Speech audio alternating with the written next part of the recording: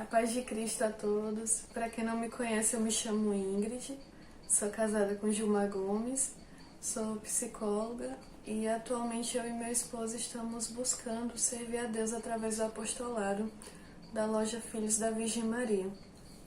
Estou aqui para poder compartilhar com vocês uma alegria e uma dor que a nossa família teve em um breve período de tempo. Tivemos a alegria de descobrir que nossa família iria aumentar.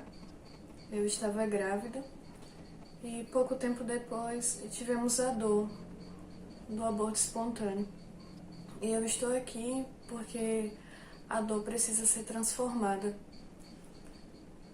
O sofrimento, ele precisa ter um sentido para que a gente não perca a nossa fé, para que a gente não se separe do nosso Criador. Eu estou aqui para poder explicar o sentido do sofrimento, o que a igreja ensina sobre o sofrimento. Quando a gente está nessas angústias, nessas dores, muitas vezes vem o desespero, o sentimento de limitação, de potência, de finitude, que somos fracos. Muitas vezes pode vir na mente a pergunta: onde está Deus neste momento? Jesus, quando estava na cruz, passando pela a maior dor, aquele momento ápice da crucificação, ele disse: meu Deus, por que me abandonastes? Jesus traz essa fala para nos mostrar que entende a nossa humanidade, a nossa carne, que ele passou por esses limites, esse sofrimento enorme. Mas Deus nunca nos abandona. Em hipótese alguma, ele nos abandona.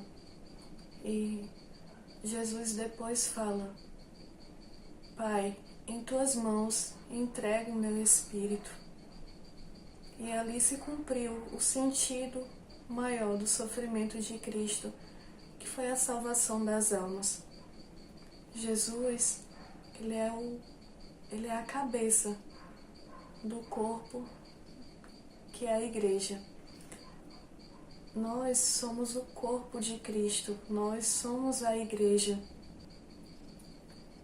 E se a cabeça sofreu, se Jesus sofreu, nós, o corpo, os membros de Cristo, também sofremos. O Catecismo da Igreja Católica nos ensina algo que a gente precisa sempre ter em mente. Eu vou ler para vocês.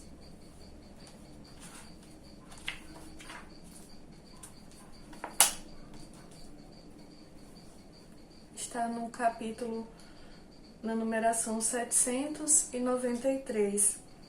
Diz assim: Ele, Cristo, nos une à sua Páscoa. Todos os membros, todos nós, devemos nos esforçar por se assemelhar a Ele, até Cristo ser formado em nós. Por isso, somos inseridos nos mistérios de sua vida. Nos associamos às suas dores, como o corpo à cabeça, para que, padecendo com Ele, sofrendo com Ele, sejamos com Ele também glorificados.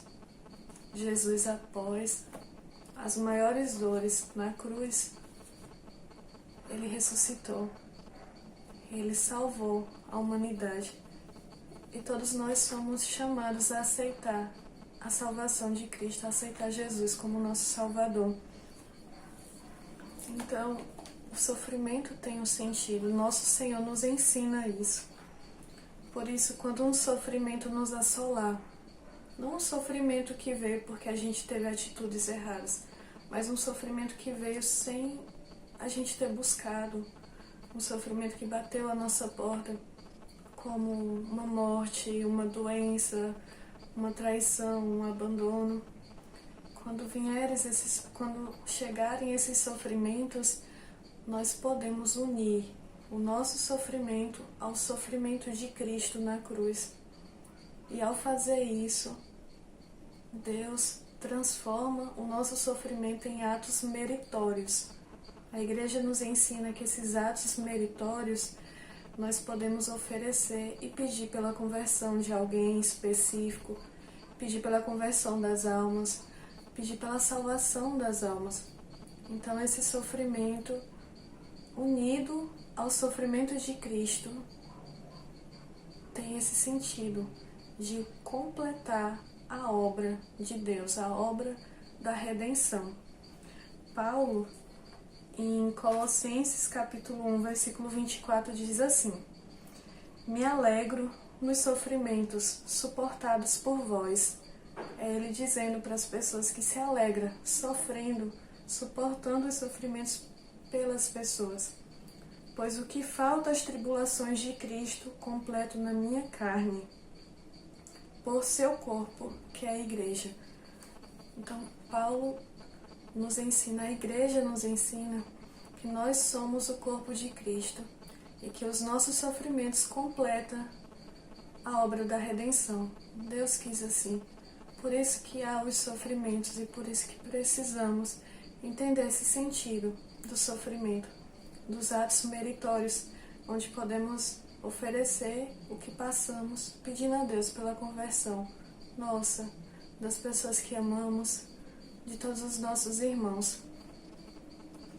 E agora eu quero partilhar com vocês sobre o que aconteceu, o aborto espontâneo, e dizer que esse sentido de oferecer o sofrimento foi o que me deu força para poder manter a fé, foi o que fez me sair de mim, das minhas dores, e pensar no próximo, de clamar pela conversão dos pecadores, e foi o que me fez perceber que Deus estava sofrendo em mim, estava sofrendo na minha carne.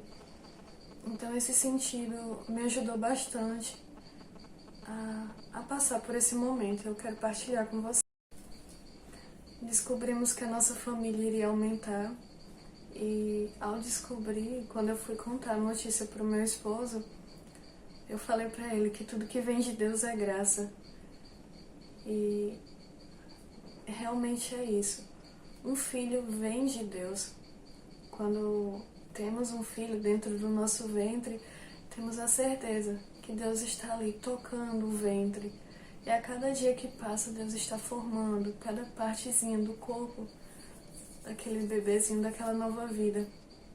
E eu tinha essa convicção, eu tenho essa convicção, e mesmo com as diversidades de coisas que a gente tinha que conciliar, estávamos felizes. E assim foi passando o tempo, eu tendo que conciliar com as necessidades do apostolado, da loja, com as necessidades dos nossos filhos também, a necessidade do casamento, da casa, as participações nas santas missas, as adorações ao Santíssimo Sacramento, as idas até a igreja, né, para participar desses momentos. E o tempo foi passando e eu conciliando, buscando conciliar essas atribuições com as limitações da gestação.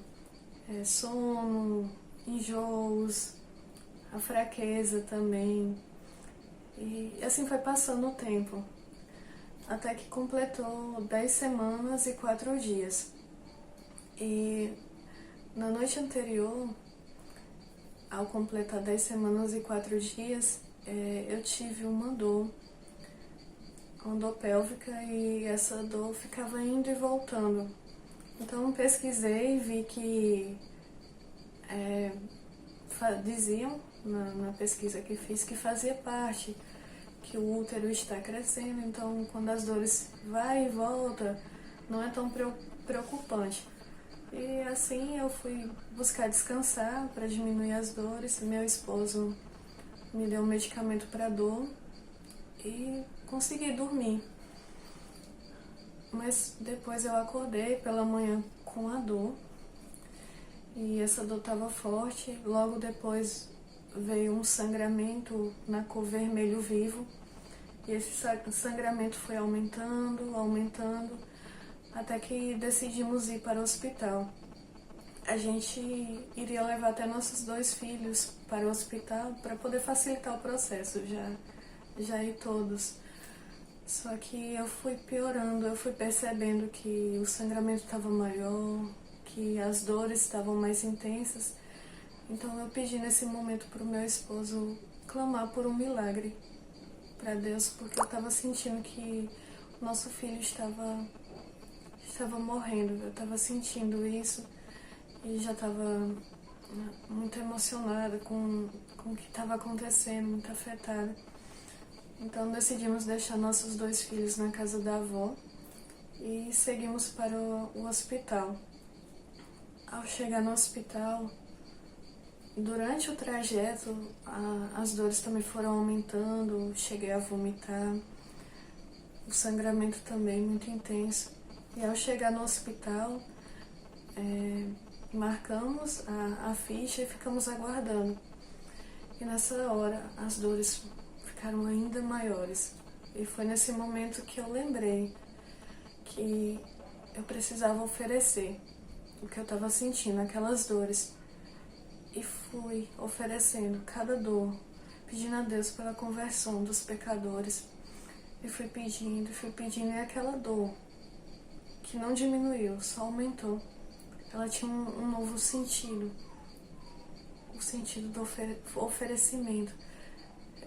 Aquele sentido de que está sendo transformada aquela dor em algo que pode ser que a gente não consiga nem compreender, nem entender naquele momento, mas Deus está transformando os atos meritórios que eu expliquei para vocês anteriormente, unindo a nossa dor à dor de Cristo. Ela é transformada. E fui pedindo pela conversão dos pecadores, e esse processo de dor, de muito sangramento, durou mais de 30 minutos, até que chegou o momento que fomos atendidos. A médica, quando começou a me examinar, o sangramento aumentou a ponto de escorrer, e ela perguntou se eu gostaria de ir até o banheiro me limpar. Então eu fui com meu esposo ao banheiro, e ao chegar nesse momento que eu estava me limpando, pouco tempo depois eu já vi meu filhinho nas minhas mãos, tão pequeno, tão frágil, e já estava morto. E naquele momento eu só conseguia falar: meu Jesus, meu Jesus, meu filho, meu Jesus, meu Jesus, meu filho. E eu fui repetindo isso, chorando e chorando. E escutava também o choro do meu esposo ao meu lado. E esse momento foi de muita dor. A sensação de que meu filho estava precisando de mim ali, tão pequeno na minha mão, o meu útero vazio chorando. E assim, em meio a essa dor tão grande, o meu esposo foi buscando formas de poder guardar o corpinho do nosso filho e trazer para nossa casa. E ao chegarmos aqui em casa, não conseguimos conter as lágrimas, porque já tínhamos sonhado com aquela vida, de como seria o rosto, se seria um menino ou a menina. Eu estava sentindo muito que era um menino. E até hoje eu acho que era um menino. E tínhamos já muitos sonhos de como seria o nome. Então, ao chegar em casa, isso foi muito mais forte pra gente. Essa sensação de que a morte interrompeu esses sonhos. Mas Deus nos traz um novo sentido.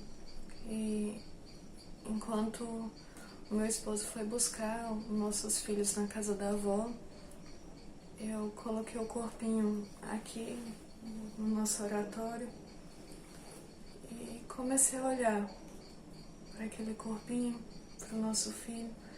Fiquei pedindo a Nossa Senhora que cuidasse dele, que colocasse ele no colo, que ficasse sempre pertinho dele, no céu. E ao fazer esse pedido, eu tive a impressão de que o rosto do nosso filho estava sorrindo. Aí eu fiquei até... é isso mesmo? Aí me aproximei e vi que realmente estava um levantar leve de lábios, como um sorriso. E fui rezando, e aquela oração foi acalmando meu coração, foi me dando um novo sentido. E eu trouxe essa experiência para vocês, para poder mostrar que a morte é complexa, é difícil. Ela, nesses casos de aborto, ela interrompe sonhos, mas ao unirmos esse sofrimento ao sofrimento de Cristo, esse sofrimento ele é transformado em graças que a gente pode ser que não consiga enxergar, mas é transformado. A igreja ensina isso e afirma isso. E, além disso, quem já perdeu um filho ou uma filha, é a convicção de que tudo aqui é passageiro. Aqui é só uma passagem, o nosso local é o céu. E esse filho ou filha já está no céu, é um intercessor nosso. E rogamos a Deus para que um dia também possamos contemplar a face de Deus e estar na glória eterna. Também quero compartilhar com vocês que esse aborto espontâneo que aconteceu com 10 semanas e 4 dias, como eu disse para vocês, o corpo do nosso filho já estava completamente formado. Os braços, as pernas, até os dedinhos muito pequenos já estavam formados. Os órgãos internos. Então, é inadmissível pessoas que afirmam que pode abortar até 23 semanas, se com 10 já está tudo formado.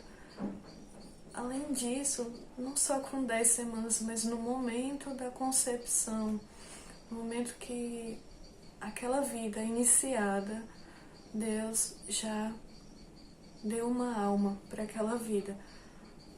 A Bíblia, o Catecismo da Igreja Católica afirma isso. Eu vou ler para vocês.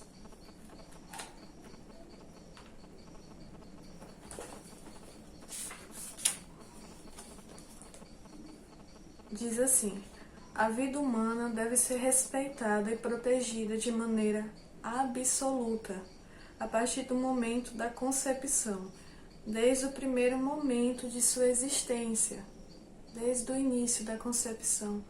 O ser humano, ele deve ser reconhecido, os seus direitos de pessoas, entre os quais o direito inviolável de todo ser inocente à vida. Aquele ser, desde o início da concepção, tem direito à vida. E na Bíblia Deus diz assim: antes de te formar-te no seio de tua mãe, eu já te conhecia. Antes de saíres do ventre, eu te consagrei. Então, é inadmissível pensar em aborto. E eu rogo a Deus para que esse sofrimento que eu passei, para que toque as pessoas, para que desistam da legalização do aborto. Para mães que estão pensando em abortar os próprios filhos, desistam. Por mais que tenha sido uma gravidez vinda de um estupro, por exemplo, de uma violência, mas de forma alguma aquele ser, aquela criança, merece essa pena de morte. O culpado foi a pessoa que realizou esse ato cruel, não a criança. A criança não tem culpa, de forma alguma. Existem vários apostolados da Igreja Católica que dá apoio para mães que passaram por esse abuso sexual, que estão passando por essa dificuldade em gestações desse caso. Então, de maneira alguma, o aborto é justificado, é aceitado, nem nesses casos extremos. Teve um depoimento de uma mulher chamada Glória Polo. Ela foi atingida por um raio e ela entrou em um estado de coma. E ao ficar nesse estado de coma, ela passou por uma experiência no mundo espiritual, do julgamento mesmo, onde Deus estava julgando ela pelos atos que ela fez. E ela, na juventude, ela cometeu um aborto provocado porque ela e o namorado não estavam desejando aquela gravidez e cometeram, infelizmente, esse aborto. E nesse depoimento ela fala: as consequências espirituais que esse aborto trouxe para a alma dela. O quanto o demônio tem uma abertura grande para poder agir na vida de quem provoca esse aborto e no mundo espiritual também. Vale muito a pena ver esse testemunho.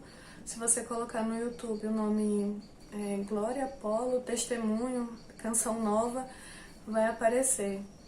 Além desse fato, ela também traz muitas outras revelações do que aconteceu e que é ensinado pela igreja também, sobre o purgatório, sobre o julgamento. Então é bem interessante de ver. E eu concluo esse vídeo pedindo a Deus que todos nós possamos ter força, discernimento e sabedoria para poder defender a vida daqueles que não podem se defender sozinhos. Que a gente possa rezar para que essa lei não venha a ser aprovada, como foi aprovada na França, infelizmente, que não venha a ser aprovada no nosso país. E que tantos outros países também desistam dessa ideia que infelizmente traz muitos maus para a nossa sociedade. Que Deus nos abençoe, nos proteja e nos conduza até Ele.